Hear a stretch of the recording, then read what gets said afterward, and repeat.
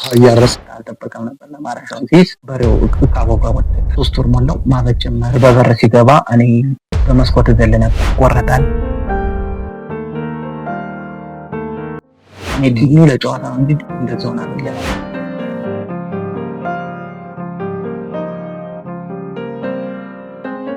እዚህ አዲስ አበባ ስመጣ መጣ እንግዲህ አካል ጉዳተኛ ሆነ ሀገሩንም አታውቅም። አዲስ አበባ ዝም ብለህ በራስህ ነው የመጣኸው ማለት ነው። መኪና ተሳፍረህ በራሴ የመጣው ማንንም አታውቅም። እዚህ ማንንም ማለት ከዛ ስወጣ ወደ ደሴ ነበር ማለት ነው። ሰላም ቤተሰብ እንዴት ናችሁ? ውድ የዩቲዩብ ቻናላችን ተከታታዮች፣ ዛሬ የምንሄደው አንድ ጀግና ወጣት በልጅነቱ የመራመድ አቅሙን አጥቶ ግን ህይወቱን ለመቀየር የተፍጨረጨረ ከህፃንነት ጀምሮ በብዙ መከራ ውስጥ ያለፈ አንድ ምርኩዝ የተባለ ጀግና ወንድማችን እሱን ገብተን ሰላም እንለዋለን፣ እንጠይቃለን። እስቲ እንጠያየቅ፣ ምን እየሰራ ነው እያለን ደግሞ የሚሰራውን ስራዎቹን ጥንካሬውን አሳያችኋለሁ። ሁላችሁም ተከተሉኝ። እዚህ ቤት አቤት፣ እንዴት ነው? ሰላም ነው? እንዴት ነው? ማን አይደለ? እንዴት ነው? ሰላም ነው አይደል? ቤተሰብ እንግዲህ ይሄ ወንድማችን ምርኩዝ ይባላል አይደለ? ትክክለኛ ስሙ ግን ምርኩዝ ነው? ትክክለኛ ስሜ መካሽ ነው የሚባለው። ምርኩዝ ያልኩበት ደግሞ የራሱ ታሪክ አለው። አደጋ ከመድረሱ ወደዚህ ያለው ነው ምርኩዝ ያልኩት። እሺ ወንድሜ፣ እንግዲህ አሁን ሙሉ ስምህንና ትውልድ እድገትህ እና ልጅነት ምን ይመስላል? በየት ተወለድክ? ቤተሰቦች ትንሽ ተወሰነ ነገር ንገረን ስለሱ። ሙሉ ስሜ መካሽ ይባላል። ተወልጄ ያደግኩት ደሴ ነው። የደሴ ልጅ ነኝ። ያው ደሴ ከተማ አካባቢ ነው። 42 ኪሎ ሜትር ወጣ ይላል ትንሽ ወደ ገጠሩ። ያው የገበሬ ልጅ ነኝ እኔ። እዛ ነው ይሄ አደጋው የደረሰብኝ። እርሻ ሳርስ ነው። እርሻ የሆነ ሰዓት ላይ በልጅነቴ እኔ ኳስ ተጫዋች ነበርኩ። ብዙ ጊዜ ኳስ ተጫዋታለሁ። መምህር በበር ሲገባ እኔ በመስኮት ዘል ነበር ኳስ ለመጫወት። የኳስ ፍቅር በጣም ነበረኝ። ያው ህልም ያልሆነም አልተሳካም። ይሄ አደጋው ደግሞ ኳስ ከፊታችን ኳስ ጨዋታ ነበረና የልምምድ ነበረ ኳስ እዛ ስራ ኳስ ስለነበረን እርሻ ረስባል አላርፍም ብዬ ከቤተሰብ ጋር ተጣጣላሁ። ከዛ ተጣልቼ አኩርፌ እርሻ ለማረስ ሄድኩ፣ ቁርሴንም ሳልበላ። ከዛ እንደገና ትንሽ እያርሼ ትንሽ እንደቀረችኝ ያችን እርሻ እንደ ልጨርስ ትንሽ እንደቀረኝ ዶሮቹን ታዞር ድንጋዩ ተናድ ሆነ ክርታለ እንደዚህ ነጠላ ካባ ነገር ነው። ካባ ነገር ነበር። ፐርሰንቱታው መጨረሻ እንደዚህ አርሼ መጨረሻ እንደዚህ ላዞር ስል እያረስክ ካባው ተናድ በዛ እርጎኝ ነበረ። ላላ ብሎ ነበር፣ አልጠበቀም ነበር ለማረሻውን ሲይዝ ላልቷልና ጅብሮቹ እንደዚህ ገረፍ ታረጋቸው በሬው ካባው ጋር ወደቀ። ከዛ ያካባው ተናደና እኔ እግር ሞፈር ላይ ሲወርቅ ድንጋው ነጠረና እዚህ ጋር አሁን እዚህ ጋር የመታይ ምልክት አለው። ያ ምልክቱ ነው እየሳበ እንደዚህ ምንም አልተሰማኝ ነበር በሰዓቱ። ከጧት እንደዛ አርሼ ከሰዓት ኳስ ጨዋታ ስለነበረ እነዛን በሮችን ጨርሼ አርሼ ምሳዬን በላሁኝና ወደ ኳስ ጨዋታ ሄድኩ።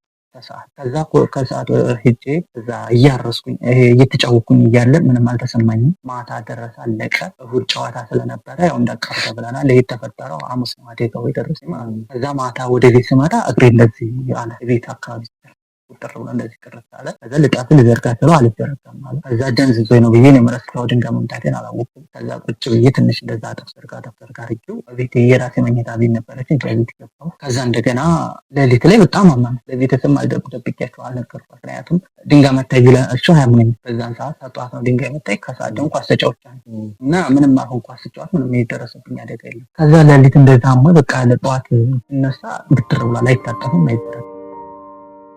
ከዛ ቤት ጠዋት ላይ በመነጋው በር ሲያንኳኩ ተነስ ሲሉኝ አሞኛል አልናስተማርኩ ሆነ ሀሲሉ ፍሬ አሞኛል ታዲያ ተናገረው እንደ ማታ የሚታሸው እንደዛ ሲሉኝ ዝም አልኩኝ። ከዛ ተከፈተ።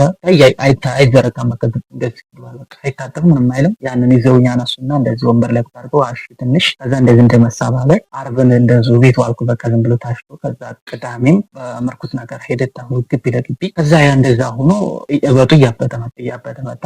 እሑድ ጨዋታ ነበር፣ ያ ጨዋታ ቀረ። እኔ ዲኑ ለጨዋታ ነው እንጂ እንደዚህ ሆናለሁ እያላፈረ ህመሙም እየጨመረ መጣ። ያው ገጠር ላይ ስትወለድ ከዘመናዊ መድኃኒት ወደ ባህላዊ መድኃኒት ነው የምታደለው።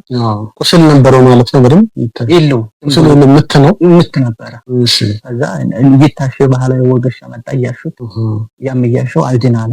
ሌላ ሲመጣ የሰዎች አንተና አበጠ በቃ አይየርበት ማለት ነው። እንደዛም ሆኖ እድናለሁ እንጂ እንደዚህ ሆናለሁ አላስብም። ከዛ እያለ 3 ወር ሞላው ማበጥ ጀመረ።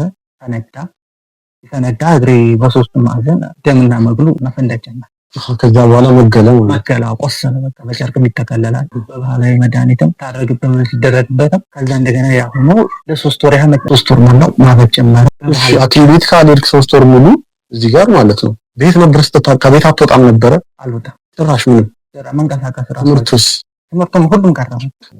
ቤት ውስጥ ወደኩ። መኝታ እንደዚህ ተኝቼ እንደዚህ መገላበጥ አልችልም። 3 ነው ሻወር ሲወስድ አበጠ ግንጥላ ነው ወደዚህ እና ከ3 ወር ሙሉ ከቤትም አትወጣም ተኝታ ነው ሁሉ መግለም ሲሆን ቁስልም ሲሆን በባህላዊ መድኃኒት 3 ወር ድረስ ሐኪም ቤት ውሰዱ ስላቸውም ይቆረጣል እንደዛ አይሆንም ይሄን አይደለም እያሉ ወደ ባህላዊ መድኃኒት ነው የሚያደለው። ከዛ 3 ወር ከሆነ በኋላ በቃ ምንም እንደዚህ ራስ የሚችል መንቀሳቀስም አልችልም መገላበጥም አልችል። ከዛ ከ3 ወር በኋላ እንዳጋጣሚ ሐኪም ቤት ወሰዱ ወደ ደስ ማለት ደስ ሲወሰድ ራይ ሲነሳ ይሄ ከዚህኛው በሽታ ወደ ታች አልወረደም። ከዚህ መጥቶ እዚህኛው ድረስ የ48 ሰዓት ነው የቀረው። ወደ አጥንት ቲቪ ሊተላለፍ ማለት ነው። የአጥንት ቲቪ ሊተላለፍ ይሄ ስጋን ጨርሶታል። ከዛ ዶክተሩ በጣም አዘነ። በጣም የሌለ በቃ በጣም ከምንም በላይ አዘነ። እስከዛሬ ድረስ የት ነበራችሁ ምናምን ቤተሰብ ተቆጣችሁ ትንሽ እነሱም ያው አልሰሙም። አንዳንዴ ሀብት እያለ እውቀት አይኖርም። እንግዲህ በሰዓቱ የሚተሰወይ ሀብት አላቸው ለልጅ ቢሆነ ነገር ቢሆነ ቢሉ መሬቱን መሸጥ ይችላል ገጠር ላይ። እስከዛ ሰዓት ድረስ ሆስፒታል ለመውሰድ አንድ ሰው ሐሳብ የሚያነሳ ሰው የለም የሚልም በባ አለ። ያነሳሉ ግን አልተስማሙ። ይቆረጣ ነው ሐኪም ቤት ተሄደ። አሁን እኛ ጋር አሁን ነው የሰለጠነው እንጂ በፊት ወደን ስትታመው ኦፕሬሽን ተደረገ በቃ ይሞታል ነው። እግሩ እንደዚህ ከሆነ በቃ ይቆረጣል ነውና ያን መድኃኒት ይገኛል የሚባል ነገር የለም ሆስፒታል ላይ። ከዛ በዛን ሰዓት ሄድኩኝ ሐኪም ቤት። ስንት ጊዜ በኋላ ማለት ነው? 3 ወር በኋላ አደጋ ደረሰብህ? ከ3 ወር በኋላ ቤት ተተኛ። በኋላ ማለት ነው በጣም ስቃይ አለ። መንቀሳቀሳችን እንደዚህ መገላበጥም አይችልም። ምግብ ራስ እንደፈለግ ካባላን ሰውነት ይቀንስ ነው እየጨመረ ይመጣል። ከዛ ከ3 ወር በኋላ ሐኪም ቤት ሄድኩ። ወራጅ ተነሳ 48 ሰዓት ነው የቀረው የአጥንት ቪዲዮ። ከዚህ በታይ ንጹህ ነው። ከዚህ ወደ ላይ እንዳለ የለም። በዚህ ጋር ደርሷል። ወደዚህኛው ሊተላለፍ ማለት ነው። ከዛ ማታ ሰውየው ለቀጣይ ነበር የቀጠረኝ ነው። ሁኔታዬን ሲያይ የማይሆን በቃ ይፈሳል። ጨርቅም ታስሮ በጣም ይፈሳል። በ3 ቦታ ይፈሳል። እንደዚህ ይፈስ ነበር።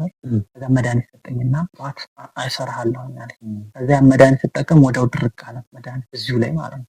እዚሁ ላይ ድርቅ ሲል አሁን ጭማታችን እንደዚህ አሁን ይሄ አይታጠፍም አይተረከም ያንተም ቢደርቆ ነው ይሄ በቃ እንደሆነ አይታጠፋ ነው እንጂ መንቀሳቀስ አይችልም መዘርጋት ማለት ነው። ከዛ መድኃኒቱን ስውጥበት እዛው ላይ ጠጥ ብሎ ቀረ። መግሉ ደግሞ ማታ ላይ እንደዚህ ከዛ እኔ ስለሚመች እንደዚህ ጥፋሪ ምንተኛ ስሜት አለ በቃ እንደዚህ ተዘረቀው ያማል እና ስሜት ጥፋሪ እንደዛ አርኩ ተኛሁን አደርኩ። ዋታዬ ትንሽ የሚፈሰው ቆሞ ትንሽ ነው ያለው። አዘነ በቃ የምትድን ከሆነ ሌላ ምንም አላደርግም። የምትድን ከሆነ በወረና ተባለ ያመዳነ ሰጥቶ በወሬ ተፈርቆ ወደ ቤቴ ልክ ያመቃ መዳኑ ስትጠቀሙ ወር ሞላይ እዙ ላይ እንዳረድርክ አለ። ጅማቴን ታሰረ። ይሄ ታሰረ። አይዘረገም አይታጠፍም። እዛው መግሉም ደግሞ አንድ ላይ ቅርር ብሎ ሰውነት ፈጠረ ሌላ አዲስ። አሁን ይሄ አጥንቴ ወደ ዳር ወጣ ያለ በደንብ የሰው ይታሽት እንደዚህ ነው። ስንት ዓመት ሆኖ ማለት ነው እንግዲህ እንዲደርቆ ከቀረ? አሁን 12 ዓመት 12ኛ ዓመት ነው። ከዛን ጊዜ ጀምሮ ተዘርግቶ የማያውቅም። እንደዚህ ነው። ከዛ በወሩ ልክ ያን መድኃኒት ተጠቅሜ በ15 ቀን እንደዚህ ቀና ማለት ጀመርኩ። ህመሙን ጠፋ።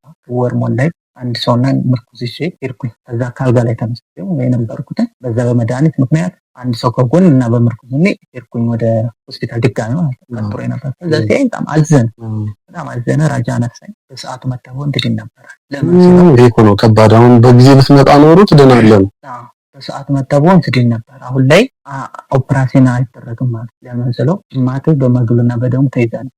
የት ጋር እንዳለች አናውቃትም። ግን ከፍተኛ ሆስፒታል ተፈለክ እንትላለም ነበር። ያው ዛኛ ደግሞ አቅም የለም አልታየሁትም። እሺ ብዬ ሌላ መድኃኒት ተጠቅሜ ወደ ተመለስ ላይ ተነስቼ ጅንዋል ካመመ ተመልሰና ላይ ከዛ ሌላ መድኃኒት ተጠቅሜ ሰጠኝና ወደ ቤት ተመለስኩ። ከዛ ተቀንቀን ትንሽ መሻል ጀመረ። ያው አይዘረጋም አይታጠፍም። እንደዛው እንደደረቀም ልክ በአመቱ አመመኝ። በአመቱ ሲያመኝ ሄድኩና ድጋሜ እንደዛ ወራይ ስነሳ አጧል በሽታ ሌላ ሰብስቧል። ከዛው ይሄ ኦፕራሽን መደረግ አለበት አለኝ። ኦፕራሽን ተደረኩ። እዚህ ጋራ ኦፕራሽን ተደረኩ። ተቀደደው። ከዛ ኦፕራሽን ተደረኩኝ። ወደ እኔ ኦፕራሽን ሳይደረጋ ሲባል እታች ያለው ይድናል የሚል ይዘረጋ ይታጠፋል ብዬ ነበር ያሰብኩት። ከዛ እዚህ ጋር ብቻ ኦፕራሽን አደረገው። ለምን እዚህ ጋር ታደርገዋለህ ስለው ይሄ ጅማት በደምና በመግል ተይዟል። መዘርጋት መታጠፍም አይችልም። አሁን እዚህ ጋር ኦፕራሽን ብናደርግ ሌላ አድርጋ ነው፣ ጅማት ከተበጠሰ ደግሞ ሌላ ታሪክ ነው አለ። እሺ ብዬ እንደዚህ ተመለስኩ ኦፕራሽን አድርጌ። ከዛ እዛ እየኖርኩ እያለ ከቀን ከዊልቸር ነበረ መጀመሪያ እየሄድኩ ነበር። ያን ዊልቸር ትቼ በምርኩዝ መሄድ ጀመርኩ። ዊልቸርም ተብለህ ነበረ? ከዛ 1 አመት ከምናምን ከ6 ወር ድረስ በምርኩዝ እና በዊልቸር ይቻለሁ። ከዛ በኋላ በራሱ ጊዜ እይቶ ይመጣ። ከዛ እይቶ ሲመጣ በቃ ራሴን እዛ አንደኛ ገጠር ላይ ስትሆን በጣም ከባድ የምታየው ከአንተ በላይ ያሉ ናቸው። ከአንተ በታች ያለ ሰው የለም። እኔ ነኝ በፊት ሰላም የሚለው ሰው በዚህ ቦታ ላይ ስትሆን ረግጦ ያልፋል። ለሰላምታ ራሱ ይነፍጋል። አንዴ ከጤነኛ ሰው ወደ አካል ጉዳት ብትበት ነው። በዛን ሰዓት ቤተሰብ እንደፈለግክ የምታዘው እንደፈለግክ የምትታዘዘው ጎረቤት እንደፈለግክ የምትሆንለት ሰው አካል ጉዳተኛ ስትሆን ደግሞ ረግጦ ነው የሚያልፈው። አካል ጉዳተኛ ስትሆን በቃ ሁሉም አመለካከቱ በቁም ነገር የሚያስበው የለም በጣም እና ከዛ እኔ ጓደኞች አብረውኝ የነበሩት እንደዚህ ገበያ ላይ መንገድ ላይ እንገናኝ ረግጠው ሲያልፉ ይሰማሃል ስሜት አለእሳለሁ። ምንድነው ከሌላ ቦታ የተለየ እናንተ አካባቢ የማግለል ነገር አለ? እንደዛ አይነት እኛ ጋር እንደዛ አካል ጉዳተኛ የለም። አካል ጉዳተኛ የለም። የተለመደ አይደለም። የተለመደ አይደለም። ቤት ነው የሚደበቀው። ካለም ወደ ቤት ውስጥ ነው የምትሆነው። እንደዚህ ወጥተህ መኖር አትችልም። እና እኔ በጣም አለእሳለሁ። በቃ ሁሌ ነበር ማለት ከምንም ላይ ለምን ትናንት እንዲህ ነበር ዛሬ እንደሆነ ያ ደግሞ ሆኖ ደግሞ ሰላም የሚልክ ያኔ ይሄን እናምጣልኝ እንደዛ አግዘኝ ስራ እርዳኝ የሚል ሰው አሁን ላይ በሰላምታ ራሱ ሲተውህ በጣም ስሜት አለ ሞራል አለ። እና እንደዛ ሆነ እዛ 2 አመት 3 አመት ተቀመጥኩኝ። ከዛ አማራጭ ሳጣት ነው የመጣሁ ወደ አዲስ አበባ። ወደ አዲስ አበባ እንዴት መጣ? በቤተሰቡ ፍቃድ ነበረ ወይስ ተደብቄ መጣሁ? አዲስ አበባ ስመጣ ተደብቄ ነው የመጣሁት። ምክንያቱም እዛ ያለው ሞራል ይነካል። እናት አባትስ ምንም አይሉም? ያው ከቤተሰብ ጋር ታታሳክሙኝ እንደዚህ ታታረጉ በሚል ነገር ትንሽ ውስጣችን እንትን አላለም፣ ንጹህ አልነበረም። እና ተቀያይ መሀል ከነሱ በሰዓቱ ቢያሳክሙ የዛኔ ንብረት አለ ብዙ ነገሮች ስላላቸው ማሳከም ይችላል። አሁን ላይ ግን ያው ይጠጣታል። እና በዛኔ ወደ አዲስ አበባ ተዳ ተደብቄ ነው እኔ ሌሊት ነው የመጣሁት። ላይ ቤተሰብ ያለው ላይ ነው፣ ታች ደግሞ ከተማ ደግሞ አያቶች ላይ ወደ አያቶች ጋር ልሄድ ነው ብዬ ነው ወረደ። ከአያቶች ጋር ደግሞ ወደ ቤተሰብ ልወጣ ነው ብዬ ተደብቄ ነው ወጣ። የት እንዲሄድ በቃ መሞት ነበር የፈለኩት። ምክንያቱም ገጠር ላይ ስንኖር ስሜት አለ፣ ሞራል አለ፣ ይመታል። እና ያንን ነገሮች ወደዚህ ስመጣ እኔ በታይ ደግሞ ወዴት መጣ? አሁን ከዛ አዲስ አበባ ስንት አመት ላይ ማለት ነው? ከ6 አመት በኋላ ማለት ነው። ከ6 አመት የዛሬ 6 አመት ነው ወደ አዲስ አበባ የመጣው። ከዛ ከመጣ ወደዛ 6 አመት ሆነ። አልሄድም። በጣም ከባድ ነው እዛ ስሜቱ፣ ብዙ ነገሮች አሉ። ምናልባት እዛ አካባቢ ያለ ሰው አሁን ሊያይህ ይችላል። ቦታው ስሙ ምን ነበር? እዛ አካባቢ የሚባል ወይናምባ ወይም ለጋሂዳ ወረዳ። እና ከዛ በኋላ እናትህን አባትህን አግኝታቸው በስልክም በምን? ከትንሽ ጊዜ በኋላ አግኝቻቸዋለሁ እና አወራቸዋለሁ። አሁንም ላይ ያው ያይናል ቤተሰብ የወለድ የሆነ አይጠልም የሚባል ነገር አለ። ወንድም ምናምን ታገኛቸው አሉ አሉ። እነሱስ ኑሮ ላይ ምንም? እነሱም ያው የራሳቸውን ከኔ በታች ነው ያለው። ከኔ በላይ ቢኖር ቢያንስ ትናናለ። ሁሉም ከኔ በታች ስለሆነ የሚጠብቁት ከኔ ጋር ነው። የኔን ድምጽ ነው እንጂ የሚፈልጉት እነሱ እኔን እንደዚህ ነው ለማለት ደግሞ ትንሽ ከብዳል። ትንሽ እንደ ነገሩ ያሁን ትልቅም ስለሆነ ከበላይ የለም። ያው የበታች ነው ያሉት። በታች ናቸው ታናናሽና እህት ያለኝ። እዚህ አዲስ አበባ ስመጣ አዲስ አበባ መጣ እንግዲህ አካል ጉዳተኛ ሆነ ሀገሩንም አታውቅም። አዲስ አበባ ዝም ብለህ በራስህ ነው የመጣኸው ማለት ነው? መኪና ተሳፍረህ? በራሴ ነው የመጣሁት። ማንንም አታውቅም? እዚህ ማንንም አላውቅም ማለት ከዛ ስወጣ ወደ ደሴ ነበር እመጣለሁ አስታለ ደሴ አሁን ደሴ ቅርብ ስለሆነ እዛ ሰው ማታረም የሆነ ነገር ስራ አገኛለሁ ብዬ ነበር። ከዛ ስመጣ ከገጠር ወደ ደሴ ስመጣ ከደሴ አዲስ አበባ ሲቀርብ መሰለኝ ቀጥታ ወደዚህ ነው። እዚህ ስመጣ ሌላ ታሪክ። አዲስ አበባ አጣቃት በስልክ እንደ ደሴ አይነት ከተማ ነው የመሰለኝ። እንደዛ ነበር የመሰለኝ። ሌሊት ነው የመጣሁት። እዚህ 7 ሰዓት ጣለኝ። በአዳሪ መኪና ነበር የመጣሁት።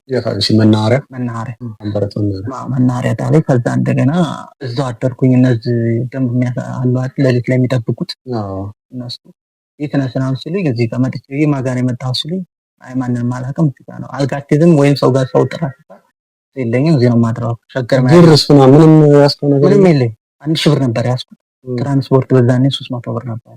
ወደ ስመጣ 700 ብር ቀረ። ምግብ አለ። ከዛ ያንን እንደዛ እያረኩኝ ጠዋት ተነስቼ ቀጥታ ወደዚህ ነው የመጣሁት። ወደ አባዶ መጣ ለመናኸሪያ። ወደ አባዶ እንዴት አወቀው? በእግሬ ነው የመጣሁት ዝም ብሎ። ከዛ ወደዚህ መጣሁኝ። እኔ መጀመሪያ አሳቢ አሁን እኛ ጋር ቤት ስንከራይ 50 ብር 60 ብር ነው ገጠር። እዚህ እንደዚህ ይሆናል እያላስ ከዛ እንደጋር እንዴት ስፈልግ 700 ብር አገኘው። ቢፈልግም 700 ብር ነው 700 ብር ነው ያለኝ። ያ 700 ብር የቤት ኪራይ ሲሉ በጣም ደነገርኩ። ምን ልሆን ነው? ከዛ እንደገና ምን ልሆን ነው? በጣም ጭንቅ አለኝ። እሺ አልኩት። እኛ ደግሞ ገጠር አሁን የቤት ኪራይ ተከራይተህ የምትከፍለው መጨረሻ በሰላሳ ገባ በወሩ ነው የምትከፍለው። የለም ከ3 ቀን በኋላ የቤት ኪራይ ስጠኝ ሲለኝ ደነገርኩ። ያለች ብር የለም፣ ምንም ምንጣፍ የለኝም፣ ልብስ የለኝም። ቤት 700 በ700 ጭቃ በጭቃ መጀመሪያ እንደመጣሁ ጭቃ በጭቃ 700 ብር የተከራየሁ ማለት ነው። ምንጣፍ ያስፈልጋል፣ ልብስ ያስፈልጋል፣ ምንም ነገር የለ ፍራሽ ያስፈልጋል። በዛይ ትንሽ አንዳንድ ነገር ግን የማይጠቅም ምንጣፍ አልገዛሁም። አንድ ትንሽ ሳንቲም ገዛሁ። ተላይ ደግሞ ለብሳት ደግሞ ትንሽ አንድ ጨርቅ ገዛሁ። ከዛ ያቺ ብር ተመናመነ። ምንም የምታውቀው ታሪክ የለም። ወጣም ወይትም አገባ ከዛ እንደነበሩ ተምሬ ነበረ እስከ 10 ድረስ ካርዴን ይዤው ነበርና ትምህርት ቤት ከዛ ብንብይ ወጣ። ከ3 ቀን ከ4 ቀን በኋላ ሰውዬው ቆይ እሺ ለቀቀ ብር የሆነ ብር ይላክልኝ እሰጥሃለሁ ስለው እሺ አለ። እንደዛ እሺ ሲለኝ በቃ በዛ ባለች ብር ምግብም አልበላም። ምክንያቱም ብር የለም። ምግብ ማፈረ ወይ ቆሎ ነው በለው ወይ ደግሞ ማታ አሁን ላይ ካፕቺኖ በዛን ሰዓት 5 ብር ነበር። እኔ ስመጣ አንድ ካፕቺኖ ትበላለህ፣ ከዛ በካፕቺኖ ታድራለህ ወይ ጧት ቀጣና ምሳ ሰዓት አንድ በየአይነት ትበላለህ። ለምን ያችን ብር ለማብቃቃት ስትል ብዙ ነገሮችን ታደርጋለህ። ከዛ እንደዛ እያልኩኝ እንዳጋጣሚ ወደ ታይ ሲወጣ ወደ አስፓልት መገናኛ ይላል ታክሲ። ምንም ማውቀው ታሪክ ወዴት እንደሆነ አላውቅም፣ ግን የትምህርት ካርዴን ይዤዋለሁ። እሱን ያዝኩና መገናኛ ሲል 10 ብር ነበር ትራንስፖርት። ከዚህ ካባዶ መገናኛ ድረስ 10 ብር ነበረ። ያንን ከፍሌ ሄድኩኝ። ከዛ እንደዚህ ካፔላ ላይ የተለጠፈ አየሁ። ጥያቄና ሰራተኛ እንፈልጋለን ብለው ከዛ 6600 ነው የሚለው ወራሁ ክፍያ ማለት ነው። ከዛ ስደውላቸው እና ይቻላል እሺ ትገባለህ ና ቶሎ አሉ። የት ነው ሰፈር ብላችሁ መገናኛ 22 ጋር ነው አሉ። ሄድኩኝ። ቦታውን ሰው ጠይቄ ምንም የማውቀው ታሪክ የለም። እኔ የፈለኩት ቶሎ ስራ ሰርቼ ራሴን ለማሸነፍ እንጂ እንደዚህ ውጣ ውረድ ፈተና ይበዛብኛል እያላሰብኩ ነበር። ከዛ መገናኛ ሄድኩኝ 22 ጋር ነው አሉ። እዛች 22 ጋር ስደውል አገኘኋቸው። ገባሁ። እቃውን አሳዩኝ። ይሄን ነው የምትሰራው ኮሚሽን አለው አሉኝ። እሺ አልኩ። በቃ እኔ በቃ የምጠብቀው ተሸጠም አልተሸጠም ወሬም ብቻ የምቆጥረው ብርም የለም ምንም ትበላለህ ያለችን 500 400 ብር ናት ያለችው። ዝም ብለህ እየራበም እየጠማህም እያብቃቃ ትኖራለህ። ከዛ እንደዛ ሆነና ያን ስራ ተሰጠኝ። ኮስሞቲክስ ነው የልብስ አለላርኩ እቃ እያሸፈጣችሁ ኮሚሽን ታገኛለህ። ብዙ ነገር ላርጓለ ሳሙና ለገላ ምናምን እነዚህ ነገሮች ነው። እነሱን ሱቅ ላይ ነው የምታዞረው እያሳየ ነው። በዛ ላይ ደግሞ ላይገዙም ይችላል። አይገዙም። ከዛ እነዛን ነገሮች እያረክ ቀን ይሄዳል። ቢያንስ እኔ ከመገናኛ ወሰን ድረስ በእግሬ እመጣለሁ። ያን እቃ ተሸክሜ ማለት ነው። በፖርሳ እንደዛ አዝሌ በእጅን ደግሞ 5 ሊትር ላርጎ ይዤ ማለት ነው። ምክንያቱም በመኪና ሄደህ አይገዙም። ማን የት ታገኛለህ? ከመገናኛ ወሰን አያት ድረስ በእግር ትሄዳለህ። የትራንስፖርት ወጪውንም አታገኝም። የትራንስፖርት ወጪም የለም። ሱቅ ለሱቅ ስትጠይቅ ምን ብለህ ነው የምትሄደው? ከመገናኛ ፈረንሳይ ድረስ በእግር በጣም ያ ሁሉ ያው በአካል ጉዳት እንግዲህ ተመልካቾችም ማወቅ ያለባችሁ ነገር ምርኩዝ ይሄንን የሚያደርገው ጤነኛ ሰው ራሱ የሚሄደውን መንገድ የሚደክመውን መንገድ ቢሄድ፣ እሱ ግን በአካል ጉዳት አንድ እግሩ እንደምትመለከቱት ተቆልፏል። መጀመሪያ ላይም ሲገባ እንዳያችሁት አረማመዱ በጣም ከባድ ነው። ማንም ሰው ለሰከንድ በአንድ እግር ቆም ቢባል የማይቆመውን እሱ ግን ለሰዓታት መንገድ ትጓዛለህ። ይህ አስደናቂ ነው። እግዚአብሔር አንዳንዴ ፈተና ላያስችል የሚባል ነገር አለ። ለሁሉም ነገር ምክንያት አለ። የምችልበትን ጉልበትም አንዳንዴ ሲወድህ ይሰጣል እንጂ ሌላ ሰው የሚያደርገው አይደለም። እንግዲህ በአካል ጉዳት ከመገናኛ ፈረንሳይ ከመገናኛ ወሰን ትጓዝ ነበር ማለት ነው። እዛ ሰዓት ትጓዛለህ። ሸጥ ነበር እቃዎቹ ታዲያ እንዴት ነው? አይሸጡም። ይሄ ድሮ እቃ ነው ይላል። ምግብም አትበላም። ምግብም የለም ወይ ምሳ ሰዓት ላይ አንድ ምግብ ትበላለህ። በዛው ምክንያቱም ብር የለም። ብር ለማብቃቃት ብዙ ፈተናዎችን አሳለፉ። እንደዛ እየሆነ ያው ወር ደረሰ።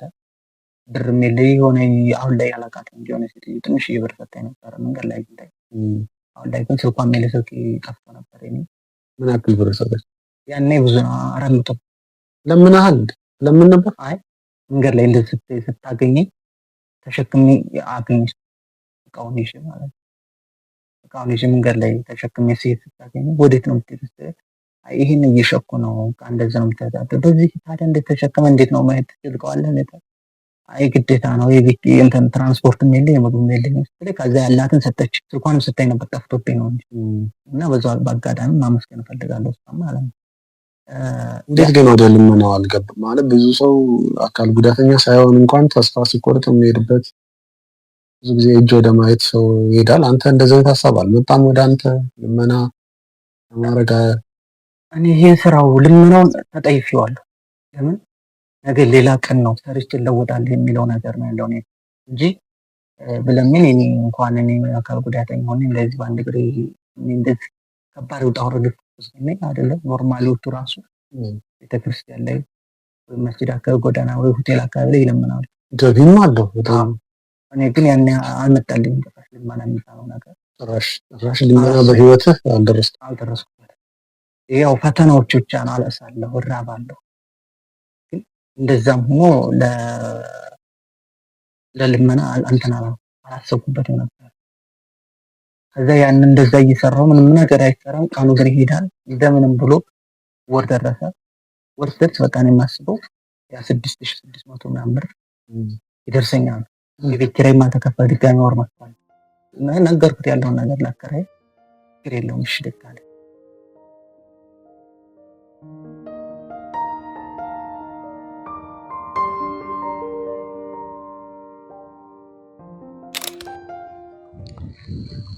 እሺ እንግዲህ እዚህ ሰፈር ወንዝ ጋር ነው ያለኸው? ወንዛችን እንደዚህ ይመስላል። ገጠር በቃ አሁን ያለው ይሄ አካባቢ ምን አካባቢ የሚባለው? ይሄ አባዶ ወይም ጣፎ። ኦኬ። ያኛው ከዛ ከወንዙ በኋላ ከዛ ከወንዝ መልስ ጣፎ ነው። ከወንዙ መልስ ጣፎ ነው። ከዚህ ያለው ደግሞ አባዶ አዲስ አበባ አባዶ ነች። እንደዚህ ነው እንግዲህ ነው። ስለዚህ የዛን የሆኑ እንትን ያልክበት ነው ያለው። ስመጣም አባዶ ነው የገባኸው? አዎ። ሌላ ሰፈር ኖረሃል? አልኖርኩም። አዎ 6 ዓመት ያው እዚሁ ነው። አዎ። እሺ አዎ መኪናው እዚህ ጋር መናኸሪያ ገባ። እኔ እዚህ አካባቢ ነው ያደርኩት። አድሬ ጠዋት ነው የተነሳሁት። እዚሁ ጋር ነው መሬት ላይ ነው ያደርኩት። አዎ ያልጋም ብርም ስለሌለ ቤተሰብም የለም ነበር በሰዓቱ። እዚሁ ጋር ነው ያደርነው። ጠዋት ነው እንግዲህ አድሬ ነው ወደ ቤት ፍለጋ ሄድኩት እና አብዛኛው በእኛ መንገድ የሚመጣው ሰው እዚህ ጋር ነው የሚወርደው ማለት ነው። የመጨረሻው ተመልካቾችን ብዙ ሰው ትዝታ ይኖረዋል ይሆናል። እነሱም ያለፉበት ቦታ ይሆናል። ይሄ መናኸሪያ አካባቢ በተለምዶ ልጆች ያለ ዕድሜ ከክፍለ ሀገር መጥተው የሚወርቁበት አካባቢ ነው። አሁንም ድረስ እንደዚህ ነው አይደል? አዎ አሁንም ድረስ አለ። ከኛ ጋር የሚመጡት በብዛት እዚህ ጋር ነው የሚጥላቸው። እዚሁ ጋር ነው የሚወርደው። ቤተሰብ ከሌላቸው ወደ ሱስ የሚገቡት ሱሰኛ ይሆናሉ። ብዙውን ጊዜ ደግሞ ቤተሰብ አልባ የሚሆኑበት ሰዓት አለ። ህይወታቸውን መምራት በሚችሉበት ሰዓት አይመሩም። ወደ ሱስ ይሄዱና ጎዳና ላይ ይወርቃሉ በብዛት። ያው እኔ ከነዚህ ነፃ ሆኜ ነው ራሴን አሁን ላይ የተንገዳገርኩ እየሞከርኩ ያለሁት ልጅ። አንተ እንደውም እግዚአብሔር ጠብቀዋል ከዚህ ከጎዳና ህይወትም ጅም አልሰጠም። ጎዳና ላይ አልወደቅም። ግን የመጀመሪያ አንድ ቀን ብቻ ነው ያደርከው እዚህ? አዎ እኔ እዛ አንድ ቀን ብቻ ነው። ሌሊት መጣሁ 7 ሰዓት ላይ። ከዛ አደርኩ። በመነጋው ሄድኩ ፍለጋ ሄድኩኝ። አላደርኩም። ራሴን ከሱስ ነፃ አድርጌ አሳምኔው ምንም አካል ጉዳተኛ ብሆንም ከዚህ ነገሮች ነፃ መሆን አለብኝ ብዬ ራሴን ስላሳመንኩ ነገ የተሻለ ደረጃ ላይ ደርሼ ህልም አለኝ፣ ታሪክ አለኝ፣ ለሌሎቹ ምሳሌ ሆናለሁ ብዬ ስለነበረ በዚህ ነገር አልተሸነፍኩም ማለት ነው። ለሌሎችም ትምህርት ይሆናል። አንተ ያው እዚሁ ጋር ነው ፖሊሶቹ ያገኙ? እዚህ ጋር ነው። እነዚህ ሌሊት ደንብ የሚያስከብሩ የሚጠብቁ ፖሊሶቹ ከየት መጣህ ነው ሲሉ ከክፍለ ሀገር ነው የመጣሁት። ቤተሰብ የለህም እንደ ሲሉ ቤተሰብ የለኝም። ወደና ምንድነው አማራጭ እዚሁ አድሬ ጧት ፈልጋለሁ ስላቸው እሺ ደግ ወደዚህ ጋር ሆናሉ። እዚህ ጋር የነበረበት ቦታ ፈርሷል። አሁን ያረፍኩባት ወንበር ነበረች፣ እሷ ፈርሳለኝ። ያው አሁን ከተማው እየተቀያየረ ስለሆነ የዛሬ 6 ዓመት ማለት በጣም ከባድ ነው እና እዚሁ አደርኩ። ፖሊሶቹም ነበሩ። ጧት ተነስቼ ነው ቤት ፍለጋ በማላውቀው መንገድ ቀጥታ የወጣሁት። ያሳዝናል። እንደውም አንተ ፈጣሪ ያገዘን። ያው እንግዲህ ያለ አንድ ምክንያት የሆነ ነገር አይመጣም። ሁላችንም ተሞክሯለን። ከዚህ የበለጠም ሌላ ታሪክ ይኖራል እና ላምበረት የብዙ ሰው ትዝታ ያለበት ቦታ ነው። እዚህ ጋር ነው የሚያርፈው። እዚህ ጋር ያርፋል። አልጋም ይዞም እዚህ ጋር ያርጋ። ቤተሰብ የሚቀበለው ከቤተሰብ ጋር እዚህ ጋር ነው። በቃ ከኛ ጋር መጣ ተብሎ በሰሜን ክፍል ካሁን ለምሳሌ በወሎ በዚህ በደብረ ብርሃን እዚህ ነው የሚያርፈው። በነገራችን ላይ የተሳካላቸውም አሉ፣ እስከ ሚሊዮነርም የደረሱ አሉ። በዚህች መናኸሪያ ውስጥ አልፈው መጥተው ጠንክረው ሰርተው የሚለወጡም አሉ አይደል? እንዴ የምናውቃቸው ታሪክም ይኖራል። አሉ። አሁን እንደ ብዙዎቹ ተለወጡ አሉ። ብዙዎቹ ደግሞ ያው አብዛኛዎቹ ተለውጠው ትልቅ ደረጃ ላይ ደርሰው ታሪክ የሚያወሩበት ቦታ ላይ አለ። ለምሳሌ ከክፍለ ሀገር የመጣው እዚህ ጋር ትልቅ ደረጃ ባለመኪና ባለቤት የሆኑ አሉ፣ የወለዱ አሉ፣ ባለ ልጆች አሉ። አንተም እንደዛ ለመሆን ነው? እኔ ያው ህልም አለኝ፣ ማሳካት እፈልጋለሁ። ማለት አሁን ላይ ያለሁበትን ደረጃ ከዚህ ከፍ ብዬ ምሳሌ ለመሆን ነው የምፈልገው። ምክንያቱም አንድ አካል ጉዳተኛ እንደመሆነ አንፃር የቀን ስራ እየሰራሁ እዚህ ደረጃ ከደረስኩ አንድ ስቴፕ ሰው የሚገድፈኝ ነገር ካገኝ ደግሞ የት ላይ እንደምደርስ ያው ለተመልካች መናገር አይሆንም። እግዚአብሔር ጋር ይሳካል። እሺ መርኩዝ፣ አንዳንዴ ስራ ሲገኝ እንደዚህ አይነት ሽቀላዎችን ነው የምትሰራው? አዎ ስራ ባለ ሰዓት እንደዚህ አይነት ስራ እንግዲህ ከሩቅ ቦታ ተጉዘን እንሰራለን። አሁን ላይ ያው አየር የለም እንጂ እኛ የስራ ሰው ነው፣ ስራ መንሰራት እንፈልጋለን። በዚህ ያንተ ቤት የካባዶ ነው አሁን ያለ ነው? 24 ነው ፌራ 24 አለፍ ብሎ 22 አዲሱ ስቴዲየም ጋር ነው። ከዛ ድረስ ነው ተጉዘን የምንመጣው እና ያው ራስን ላለማሸነፍ እየሞከረ ነው። እንግዲህ ከአባዶ ተነስተ ወደ 22 ለስራ መምጣት ባንተ እንግዲህ ደግሞ ስራ ውለ ደክሞ ነው የምትሄደው። እንደዚህ በአንድ እግር ቁመህ ለፍተህ እንግዲህ ስራውን ደግሞ ያው በቀጣይ ልምታወት ይሆናል ምን ያህል ድካም ምን ያህል እንትን እንዳለው። ከዛ ትራንስፖርት የምትቸገርበት ሰዓት አለ። እንደዚህ ውለህ ማታ 3 ሰዓት ላይ ትገባለህ። ይሄ ለጤነኛ ሰው በጣም የሚያስቸግር ነገር ነው። በጣም ከባድ ነው እንግዲህ ያው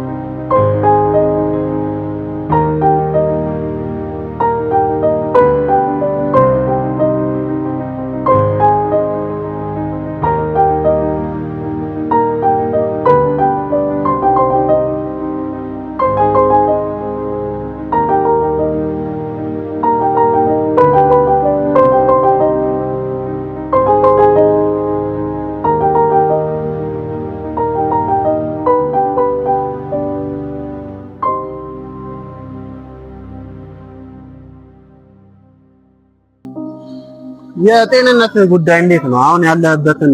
ከጤንነት አንፃር ንገረን እስኪ። አሁን ላይ ያው ብዙም ጤነኛ ነኝ አልልም፣ ያመኛል። ምክንያቱም እዚህ ጋር እንደምታየው ነው ስራው ይጎዳል፣ ያመሃል፣ ስትሸከም ባላንስ ይጠይቃል። እነዛን ነገሮች አመጣጥረህ ግማሽ ለሕክምና፣ ግማሽ ለምግብ፣ ግማሽ ደግሞ ለአንዳንድ ነገሮች አደርጋቸዋል ከምታገኘው በላይ ማለት ነው። ሕክምናው ላይ ምን ተብለሃል? መድኃኒት ነገር ነው ምንድን ነው ሕክምናው? እዚህ አይደለም፣ እዚህ ሀገር የለም፣ እዚህ ሀገር አይደለም። እሺ ተሞክሬው ነበረ፣ ታይቼ ነበረ። እዚህ አይደለም፣ ውጭ ግን ይሰራልሃል ተብያለሁ።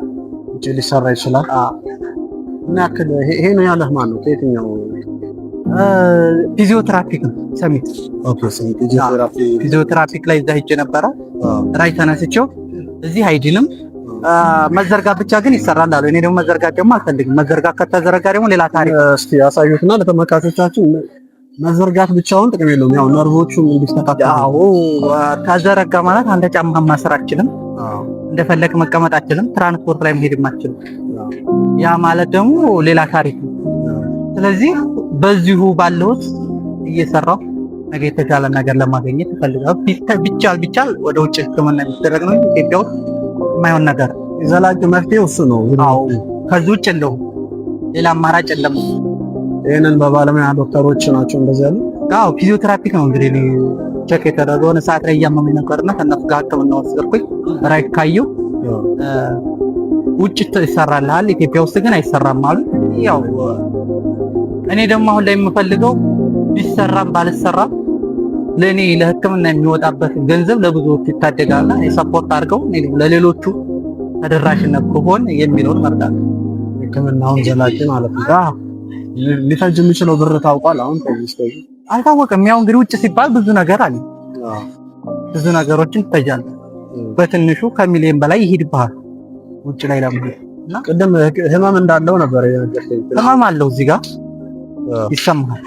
እሱ ነገር የጨመረ መጥቷል። አሁን ያው በመሀል ይጠፋል። ሕክምና ስትሄድ ሐኪም ቤት ስትሄድ መድኃኒት ወስድ ይጠፋል። ደግሞ ስራ ደግሞ ብዛት ደግሞ እየሰራትለት ስለፋ ደግሞ መልሶ ያማል።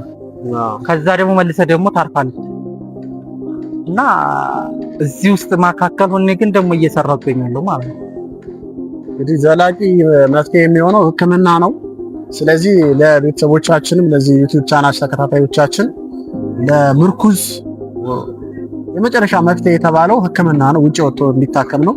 እሱን ማገዝ የምትፈልጉ ሰዎች የአካውንት ቁጥር ይነግራቸዋል። ስልክ ቁጥርንም እናገራለን።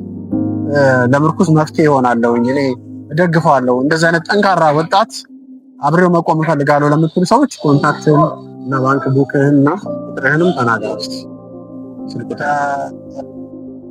ቁጥር 09 67 64 68 31 67 64 68 31 የባንክ አካውንትም ውጪ ላሉ የዩኤን ፕሮግራም የሚከታተሉ ወሰነ ድጋፍ ማድረግ ለሚፈልጉ የባንክ ቡክ ቁጥርህን ይገርም 27 10 16 56 9 ሙሉ ስምህን? መካሻ እብሬ። መካሻ ገብሬ እብሬ መካሻ እብሬ። እንግዲህ በዚህ ወገኖች የተሻላችሁን ያክል እንግዲህ ወንድማችን ጎን መቆም አለብን። ልናግዘው ልነግፈው ይገባል። ደግሞ ከውጤትና ከአንድ ከመፍትሄ ጋርም ተመልሰን እንገናኛለን። ይሄ መጀመሪያ ቪዲዮአችን ነው የሚሆነው። እሺ እንግዲህ ያው በተስፋ ጠብቃለሁ። ውድ ኢትዮጵያዊ ኤርትራውያን ኦኬ፣ ይሄን ቪዲዮ የምታዩት በሙሉ ማለት ሰፖርት አድርጉ። በቃ እኔ አንድ ስቴፕ ነው የምፈልገው። አንድ ስቴፕ ማለት ለኔ ትልቅ ዋጋ ነው። አሁን ካለሁበት ትልቅ ከፍታ ላይ ደርሳለሁ። ብዙዎቹ ገና ብዙ ያልተወሩ ነገሮች አሉ። እነሱን ማሳካት ፈልጋለሁና ከጎን የሆናችሁ ደገፍ አድርጉኝ።